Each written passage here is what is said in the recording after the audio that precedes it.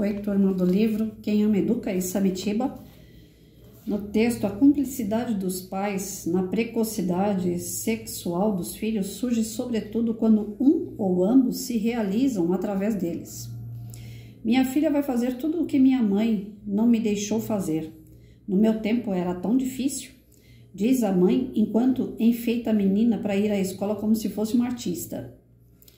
Ela nem tem seios e já veste sutiã. Se for só para ver como é que é, usa em casa numa brincadeira para matar a curiosidade da mesma forma que pinta os lábios, põe salto alto ou veste as roupas da mãe. Mas isso não se deve tornar um costume nem ser feito na rua. Não é adequado usar sutiã se ainda não há seios, assim como deixar de usá-lo quando necessário. Há casos de adolescentes com mamilos avantajados em que a mãe se recusa a comprar um sutiã para que a filha, porque ela é ainda tão criança. O bom senso tem de prevalecer sobre a vontade dos pais. A antecipação da adolescência pode custar caro. A planta tem um ciclo de crescimento. Cria raízes, desenvolve o tronco, depois as folhas, as flores e finalmente as frutas. O ser humano também tem um ciclo. A criança ainda se prepara para ser adulto. Vive em uma etapa de crescimento. A infância não tem flor. A adolescência sim. É a fase que precede a fruta. Os adolescentes são como flores fortemente coloridas que se reúnem em bandos na parte mais alta e vistosa da árvore, perfumando o ambiente e buscando a luz do sol. Uma criança que se comporta como adolescente está muito próxima de uma folha que quer ter os benefícios da flor. O corpo infantil é muito diferente do corpo do púber. Não tem potencial para atravessar essas etapas e caminhar para a sexualidade. Crianças têm sensações erotizadas, mas ainda não estão prontas sexualmente para intimidades. Hoje em dia, as meninas começam a namorar cedo, trocam de namorado com facilidade, sem aprofundar o relacionamento. É a geração Zap. O mais preocupante é que liberam muito a parte biológica animal, sem ter controle racional, e o que caracteriza o ser humano é o controle e a adequação dos seus impulsos biológicos. Um dos grandes avanços da vida gregária é a educação do instinto sexual. Canalizando adequadamente, podemos conviver e formar grupos de homens e mulheres sem nos submeter aos instintos sexuais. Mesmo imperceptivelmente, estamos ajudando nossos filhos e, sobretudo, nossas filhas a fazer o caminho inverso, liberar os instintos em vez de educá-los. Então, como a gente já falou no texto anterior, ele só deu uma pincelada um pouco mais detalhada, né? Tudo começa pelo batom, né? A mãe já começa com aquela história assim: minha filha vai fazer tudo aquilo que eu não pude fazer. Minha filha pode usar batom, usar saia curta, short curto, ela pode ter liberdade de colocar um sapato de salto. 10 anos de idade, vai para uma igreja, coloca sapato de salto numa criança, né? Não estou dizendo nem da promiscuidade, não estou dizendo nem dessa liberdade de usar o corpo da forma que quiser, às vezes até dentro da própria igreja. Vai para a igreja, mas coloca um sapato de salto na criança. Criança de 10 anos, já anda com um salto quase 15, né? Os meninos, como eu falei, os pais não citam a sexualidade dos meninos, né? Ainda continua aquela educação do tipo assim: segura suas vaquinhas aí, prende suas vacas porque meu boi tá solto. Ainda a educação dos homens ainda é essa. Infelizmente, o homem pode tudo, quando ele quiser. E a mulher, para não ficar atrás, as mães e os pais começaram a criar essas meninas do tipo: você também pode tudo, direitos iguais. Só que esses direitos iguais, até onde é de direito? Porque criança tem que ser tratada como criança, tanto o menino como a menina. Não tem que ter o desenvolvimento sexual antes do momento certo, do amadurecimento dessa pessoa. Porque senão eles vão usar de forma inadequada. Como ele falou aqui, como que você pode querer fruto de algo que não deu nem flor ainda? Você quer pular uma fase?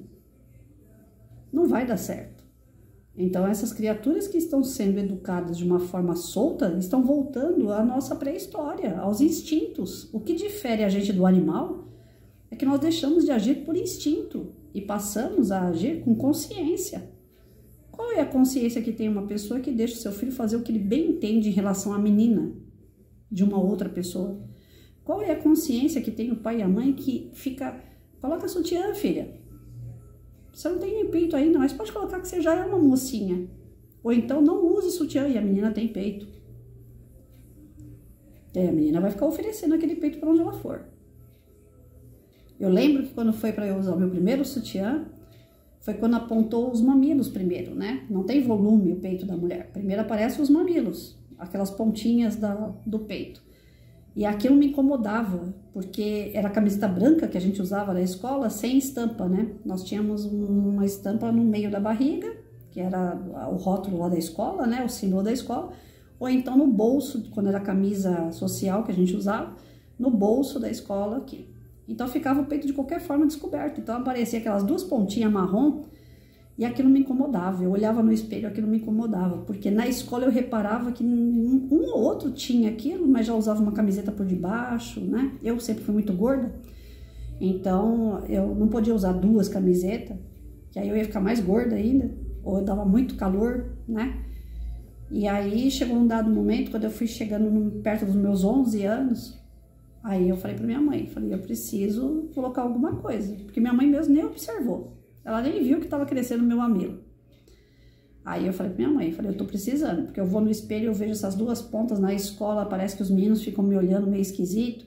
E eles sempre mexiam comigo porque eu era gorda, né? Ah, baleia, saco de areia, a bomba vai explodir, o botijão de gás vai explodir. Então eu sempre passei por esses bullying aí, mas passei numa boa. Não é que nem hoje que a gente não pode ouvir essas coisas que já tá indo pro psicólogo, não. Pra mim, né, eu levava de boa. Incomodava, mas levava de boa ao mesmo tempo. Mas o que estava me incomodando não era a fala dos meninos, mas o olhar deles. Eu não entendia aquele olhar. E eu percebia que eles olhavam para minha camiseta. Aí eu cheguei na minha mãe e falei, mãe, eu preciso trocar essa camiseta. Eu preciso colocar alguma coisa para não ficar aparecendo essas duas pontinhas aqui, porque isso está me incomodando. Aí que minha mãe se tocou, porque eu era tão menina, até os 11 anos eu brincava com aquelas bonecas Suzy. Hoje é Barbie, mas na época era Suzy. Eu tinha casinha, eu brincava de casinha. Eu brincava com panelinha e colocava barro na panelinha, fazendo comidinha. Até os 11 anos de idade. Até quando começou a aparecer os mamilos. Então era uma consciência tranquila, sabe? Uma coisa assim, como que eu posso dizer? Ingênua, né? Eu não tinha malícia. Mas eu percebia o olhar das pessoas, sempre percebi. E aquele olhar estava me deixando constrangido. E eu via que era aqui na frente, então tinha que ser resolvido, de alguma forma. Aí logo depois veio a menstruação. Aí meu pai, que veio conversar comigo, meu pai falou sobre o que era, como que eu tinha que agir dali por diante. Mas nunca nenhum dos dois, nem meu pai nem minha mãe falaram assim, agora você tá ficando mocinha.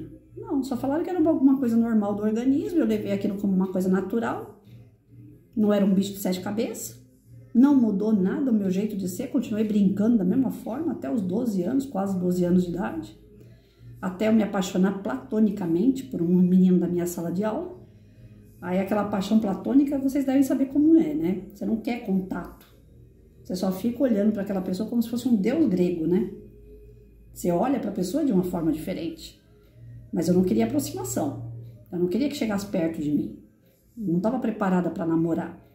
Eu só queria curtir aquele momento de paixão. Aquela paixão platônica. Muito imatura ainda, mas era uma coisa natural. Também não foi um bicho de 7 cabeças. Eu resolvi aquilo sozinha. As meninas de hoje, quando se apaixonam, já quer ir para a cama. Já quer ter contato sexual. Eu não queria ter contato nenhum. Não queria nem que chegasse perto de mim. Quando eu ia falar com ele, eu falava meio que distante. Porque aquela paixão que eu tinha que ser só minha. Eu não queria que ele soubesse, né? Quando ele soube, eu fiquei hiper constrangida, porque eu não queria chegar perto e ele queria chegar perto. Eu era uma menina, eu ficava na dúvida ainda, né? Entre ser criança e ser adolescente. Aquela transição de ser criança para adolescente mexe muito, muito. Os hormônios, tudo mexe. E se a gente não tiver uma tranquilidade, isso é como se você tivesse pulando realmente a fase, você saindo da criança e se tornando uma mulher. Não, eu não queria ser mulher. Eu queria ir de pouquinho em pouquinho. Eu queria respeitar cada passo. Mas tem pessoas que não querem. E ainda tem o incentivo da família para pular fases. Aí pula. E vai ter relacionamentos doentios. E vai ter uma vida sem estrutura. Porque o que dá estrutura pra gente é seguir a rota natural das coisas. A casa, ela precisa de um alicerce, senão a casa cai. Nós precisamos de alicerce, senão a gente cai. E o nosso alicerce é naturalmente, é galgando uma coisa de cada vez, devagarinho.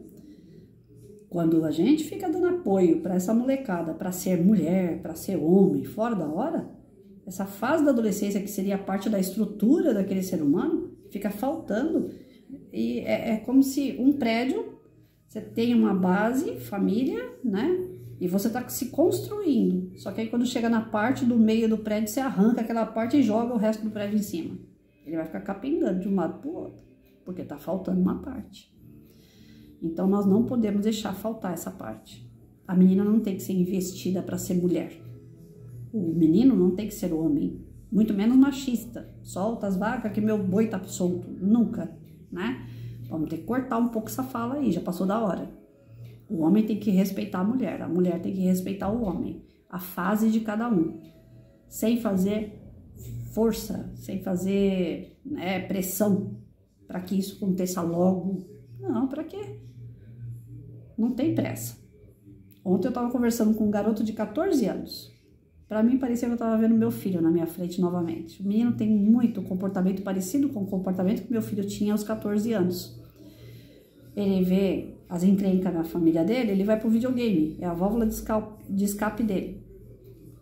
E a outra válvula que ele está procurando é trabalhar, aprender a ser um pouco melhor, a se desenvolver independente da família. Eu vi o meu filho naquele garoto. É a fase. Não é que eu vi meu filho. É a fase dos 14 anos. Ele está correto. Ele está tirando os problemas familiares dele, descontando em algo positivo. Trabalhar, estudar, jogar videogame. Ele não está indo buscar droga. Ele não está indo buscar bebida. Ele não está buscando má companhia. Ele está buscando se estabelecer diante de uma falta de estrutura que a família tem. Diante das desavenças da família, ele está crescendo. Mas ele está crescendo no tempo dele. 14 anos como um garoto, um adolescente. Não como um homem que vai assumir responsabilidades. Ele mesmo falou, com as palavras dele eu achei máximo. Ele disse, eu estou aprendendo, eu quero crescer, eu quero aprimorar meu conhecimento, eu quero me desenvolver. Então, com 14 anos, um adolescente agindo como adolescente saudável, com bons pensamentos e boas atitudes, como todos deveriam ser. Só que aquele garoto é uma exceção. Grande parte dos meninos de 14 anos estão fazendo o que hoje em dia? Droga. Se você perguntar qual a experiência sexual que esse garoto de 14 anos, que na idade dele, quantos na idade dele já tiveram experiência sexual? Vários.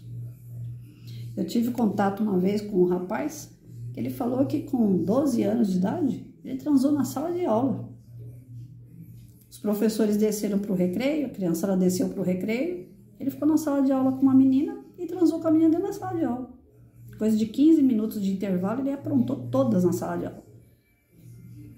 Então, hoje em dia, infelizmente, é o que mais acontece.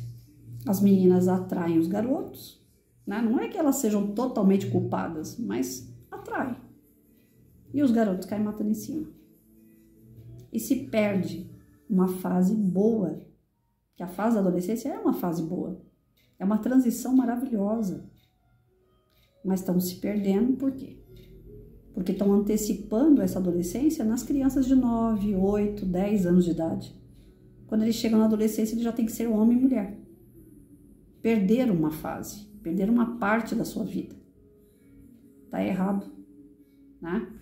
Então, o nosso corpo é sagrado. Ele tem que ser bem trabalhado, desde a infância. E cada qual na sua fase. Ser respeitado essa fase. E a falta do respeito com o corpo da criança já começa na família, que quer fazer essa criança se tornar um adulto, se tornar um moço, uma moça, fora de hora. Então, vamos ficar atentos quanto a isso. O professor também tem que ser linha dura em relação a isso. Na sua sala de aula, não permitir conversas desse tipo. Cortar qualquer tipo de assédio na sala de aula. Viu que a menina está se vestindo inapropriadamente? Chamar a família, conversar com a família, chamar através da direção, se for necessário. A escola tem que ter uniforme, a escola tem que ter um padrão de vestimenta, de comportamento. Não pode deixar Deus dará. Enquanto a escola continuar deixando as coisas a critério das famílias, do modo que elas vivem, refletir dentro da escola sem padrão nenhum, a escola vai continuar essa bagunça toda que a gente vê aí. Droga, promiscuidade, casos de morte, de ferimento, de agressão, violência. Porque o padrão não acontece dentro de uma escola. O que acontece é um conjunto de culturas, às vezes com falta de estrutura, que entram na escola e refletem no comportamento dos alunos.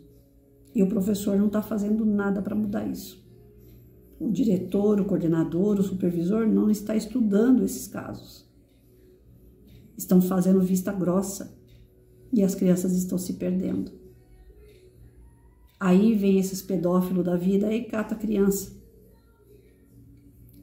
Em Marajó está tendo denúncia de crianças que estão sumindo para se tornarem prostitutas, meninos que são aliciados, crianças que são mortas para vender os órgãos delas por falta de cuidado de adulto. O adulto que deveria proteger, o adulto que deveria orientar, estão perdendo seus filhos, estão perdendo suas crianças. Essa denúncia que tem lá em Marajó, ela é real.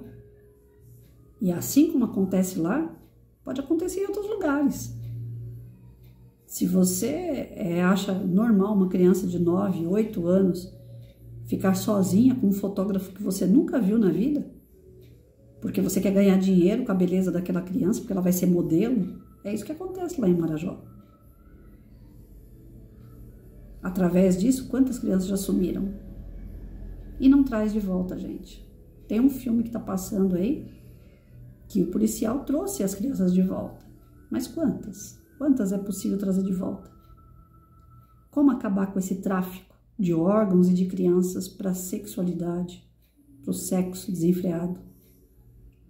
Então somos nós, pais, mães, professores, responsáveis pela proteção dessas crianças. De fato, somos nós. A polícia é um paliativo, mas nós é que somos os protetores reais das crianças. Protejam seus filhos, protejam seus alunos. Não deixe essa sexualidade aflorar antes da hora. Não permita que a menina se sinta moça antes da hora. Não permita que o menino se sinta o machinho antes da hora. E para isso tem os parâmetros, para isso tem o currículo. Dentro do seu planejamento, professor, seja sério.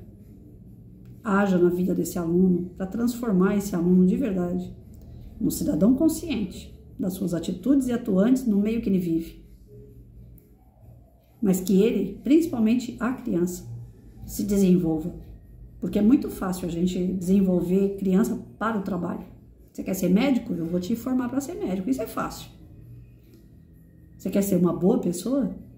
Eu vou te formar a ser uma boa pessoa. Aí está o desafio. Aí tá. Os valores e princípios é que são os grandes desafios, tanto para a educação dentro de casa como na escola. Porque para isso requer exemplo. Qual é o exemplo que pai e mãe estão dando hoje mesmo? Qual é o exemplo que o professor hoje está dando na sala de aula? A gente vê professora indo também, de saia curta, de peito de fora, sensualizando para outro professor, fazendo gracinha com outro professor na frente dos alunos. O que vocês querem com isso, gente? Enquanto o professor não for modelo, a sala de aula está perdida.